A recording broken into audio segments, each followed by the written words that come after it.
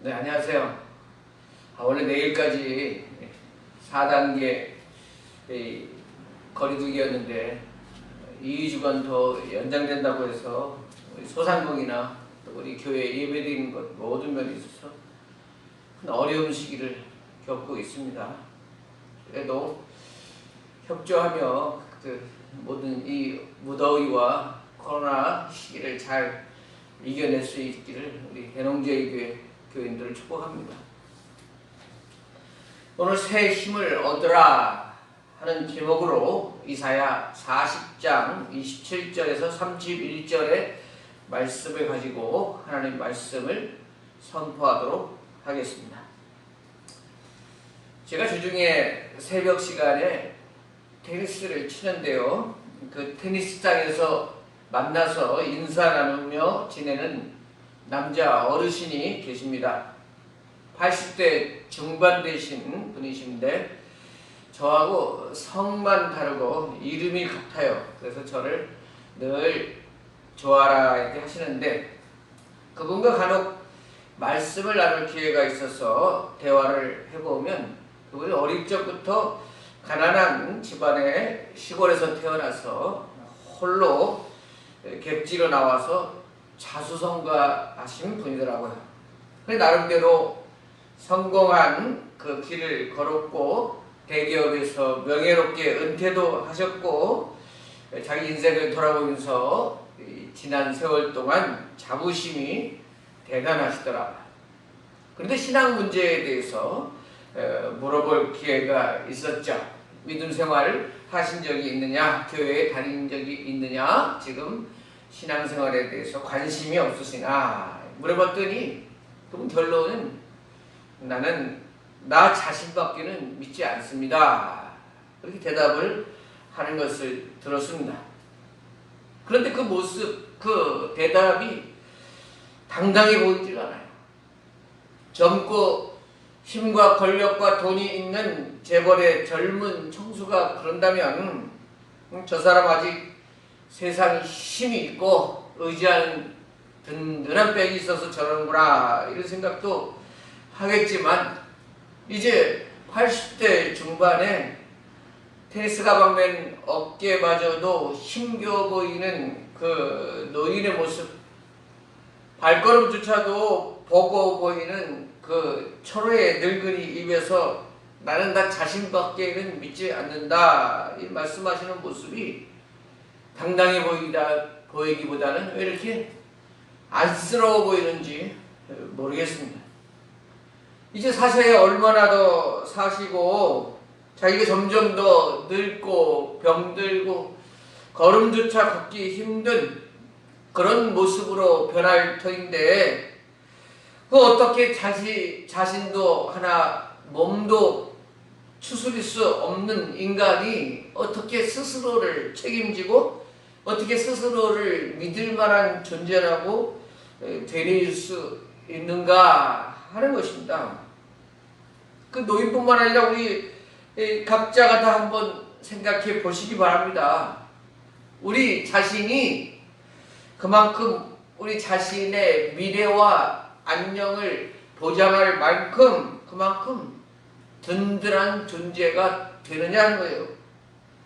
잘났건 못났건 많이 배웠건 안 배웠건 간에 우리가 우리 스스로를 지켜낼 수 있는 존재인가 하는 겁니다. 어림도 없는 것입니다. 사람은 강한 것 같지만 사실은 아무것도 아닙니다. 아무 일도 할 수 없는 것입니다.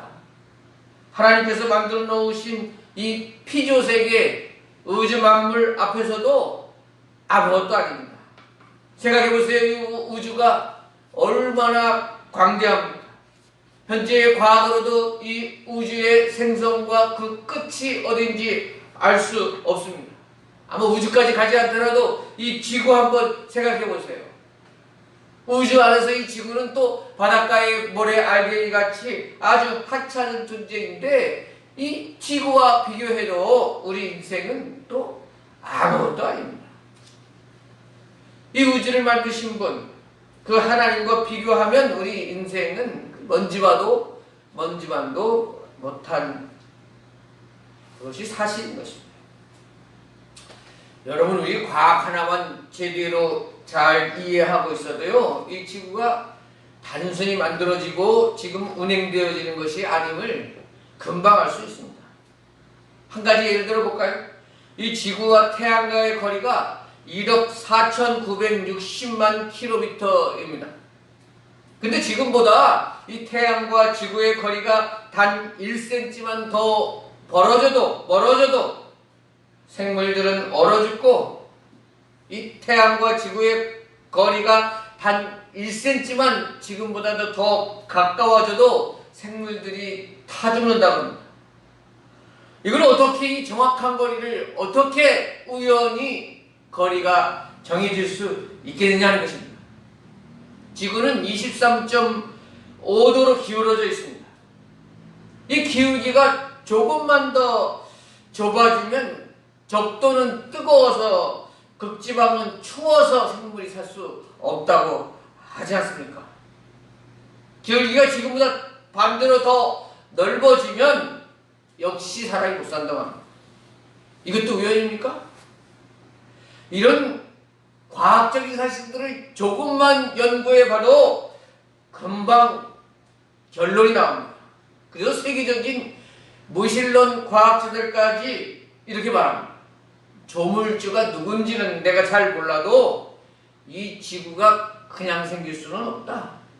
이 지구가 그냥 돌아가지는 않는다. 이를 불가지론자 이렇게 말하죠. 나는 알 수 없다. 나는 알 수 없지만 그냥 되어지는 것은 아니다. 그렇습니다.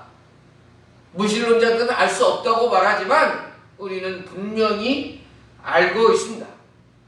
이 만물을 지으시고 우주 만물을 다스리시는 분은 하나님이신 줄을 우리는 확실히 믿고 있습니다.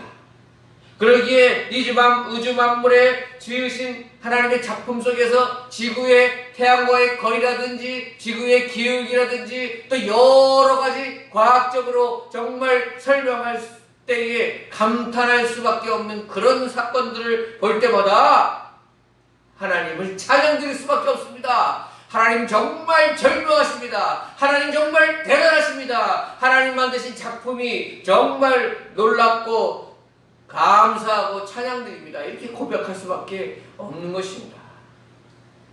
우리 하나님은 오묘막직하고 정밀하시고 계획하신 대로 이 땅을 다스리고 계십니다. 할렐루야!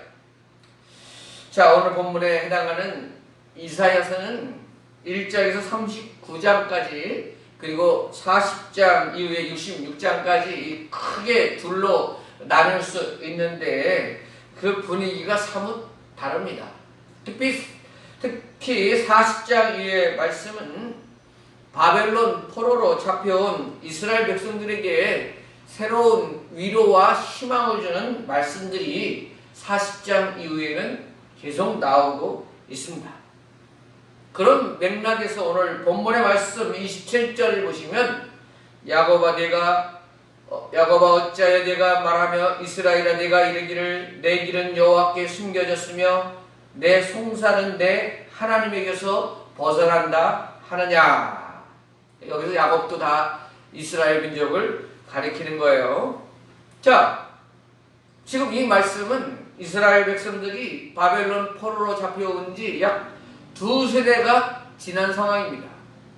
시간적으로 계산해 보면 약 5, 60년의 세월이 흘렀을 때입니다.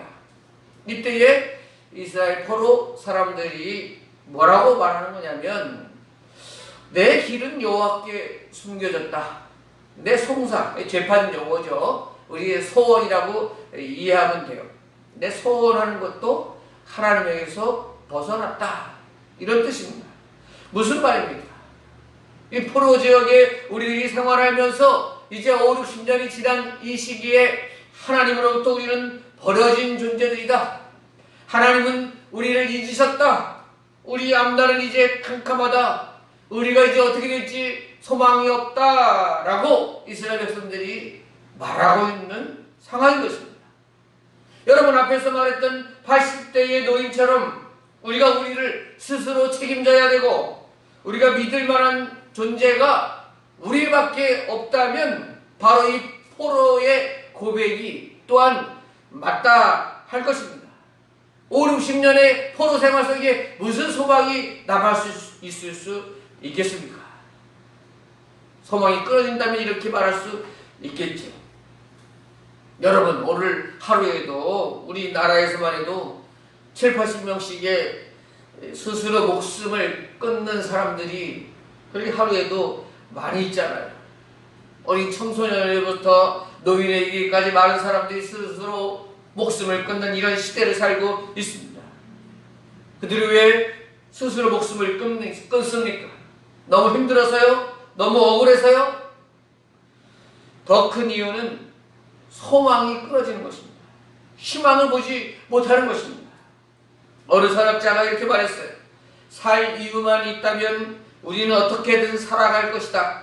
그런데 문제는 그 살아야 할 이유를 잘 모르겠다는 것이다. 그랬습니다. 여러분, 우리의 소망을 우리에게서 찾으려고 하니까 소망이 없는 것입니다. 우리가 가지고 있는 곳에서 소망을 발견하려고 하니까 소망이 없다고 말하는 것입니다. 그러나 반대로 그 소망을 이 천지를 지으신 하나님께 두면 우리 소망은 결코 끊어지지 않는 것입니다. 왜냐하면 하나님께서는 모든 상황을 역전시키는 하나님이시기 때문에 그렇습니다. 우리 하나님은 지금까지의 내 억울함과 원통함을 다 알고 계신 분이시기 때문에 그런 것입니다. 우리 하나님은 지금 내가 처한 상황보다도 더 좋고 더 바른 길로 우리를 인도하시고 그 길을 열 수 있는 분이시기 때문에 우리에게는 소망이 있다 할 것입니다. 할렐루야. 여러분 믿으시기 바랍니다. 우리가 믿는 하나님은 Mighty God, 강하고 능력 있으신 하나님이심을 우리는 믿고 있는 것입니다. 우리가 믿는 하나님은 늙지 못하심이 없는 하나님을 믿고 있는 것입니다. 미약한 하나님이 아닙니다. 나약한 하나님이 아닌 것입니다. 오늘 이사야 선지자는 우리는 이제 하나님으로부터 잊혀졌습니다. 우리에게는 이제 소망이 생기지 않습니다. 이런 불평하는 이스라엘 백성들에게 뭐라고 말씀하고 계십니까? 28절 29절 너는 알지 못하였느냐 듣지 못하였느냐 영원하신 하나님 여호와 땅끝까지 창조하신 이는 피곤하지 않으시며 곤비하지 아니하시며 명철이 한이 없으시며 피곤한 자에게는 능력을 주시며 무능한 자에게는 힘을 더하시다니 너희는 너희 조상들로부터 들은 이야기가 기억하지 못하느냐? 너희는 이스라엘 역사 속에서 너희를 이끌어오신 그 하나님에 대해서 벌써 잊어버렸느냐? 하나님은 결코 지치지 않으시는 분이시다. 피곤을 느끼지 않으시는 분이다. 도리어 피곤한 사람들에게, 인생들에게, 무능한 자에게 힘을 더하시는 분이심을 기억하라. 이사야 선지자는 이렇게 말씀하고 있는 것입니다. 그렇습니다. 사랑하는 여러분, 우리 하나님께서는 오늘도 구하는 자들에게 힘을 더하여 주십니다. 질병으로 간구하는 자들의 병을 고쳐주시는 분이십니다. 무능한 길에서 지혜를 구할 때에 벗어날 길을 보여주시는 분이십니다. 오늘도 여전히 우리가 믿는 하나님은 Mighty God, 강하신 분이심을 믿으시기 바랍니다. 권능의 하나님이 강한 오른손으로 우리를 붙들고 계심을 의심하지 마시기를 바랍니다. 우리는 그 하나님을 철저하게 의지해야 됩니다. 그 하나님께 우리 모든 것을 간구해야 하는 것입니다. 사도 바울은 빌립보서 4장 13절에 내게 능력 주시는 자 안에서 내가 모든 것을 할 수 있느니라 말씀하고 있습니다. 여러분들도 이 믿음으로 살아갈 수 있기를 축복합니다. 오늘 30절 31절에 계속해서 이사야 선지자는 하나님 우리에게 힘주시는 분이심을 강조하며 이렇게 고백하고 있습니다. 소년이라도 피곤하며 곤비하며 장정이라도 넘어지며 쓰러지되 오직 여호와를 앙망하는 자는 새 힘을 얻으리니 독수리의 날개치며 올라감 같을 것이요 다른 박질하여도 곤비하지 아니하겠고 걸어가도 피곤하지 아니하리로다. 아멘. 고대 철학자였던 플라톤이 이런 말을 했어요. 이 세상 온 사람들이 다 힘을 합쳐도 파리 한 마리를 만들어낼 수 없다. 맞습니다. 우리 능력 없습니다. 그러나 우리가 할 수 없는 일도 하나님은 가능하십니다. 우리 하나님은 그 누구보다도 강하시기에 어떤 어려움에서도 도와주실 수 있는 분이시며, 우리 하나님은 또한 따뜻한 분이시기에 어떤 사람도 다 품고 용서해 주실 수 있으신 분이시다 하는 것이죠. 어떤 신학자가 이렇게 말했어요. 하나님이 만일 힘만 있고 긍휼이 없는 비정한 폭군이었다면 세상은 온통 피비린내 나는 지옥이 되었을 것이다. 또 하나님이 만일 사랑만 있는 무능한 군주였다면 세상은 온통 배고프고 추운 절망의 땅이 되었을 것이다. 하지만 하나님은 전능하셔서 우리의 문제를 모두 풀어주신다. 또한 하나님은 사랑이셔서 우리를 있는 그대로 받아주신다. 아멘. 우리가 믿는 하나님은 권능과 또 사랑을 동시에 가지신 분이심을 믿으시기 바랍니다.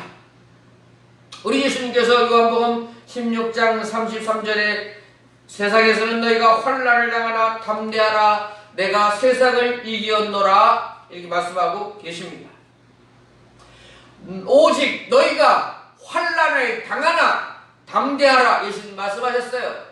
우리가 예수님 믿고 하나님의 자녀로 살아가니까 환난이 면제된다? 모든 문제가 저절로 그냥 풀린다? 쉽고 편한 길로 인도된다? 예수님이 이렇게 말씀하시지 않으십니다.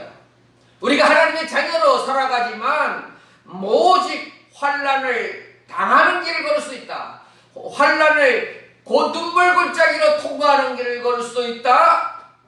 그러나 곧 이어서 무엇을 말씀하십니까? 담대하라!